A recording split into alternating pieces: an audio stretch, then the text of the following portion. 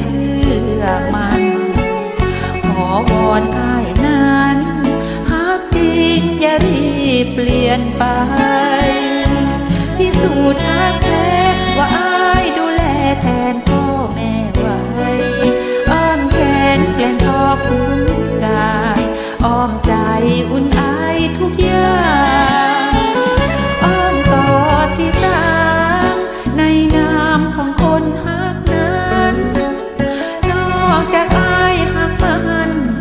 ต้องการให้เป็นผู้นำถ้าแม้นทำได้น้องมั่นใจจะยอมก้าวตามให้เป็นอ้อมกอดที่สามช่วยนำทาง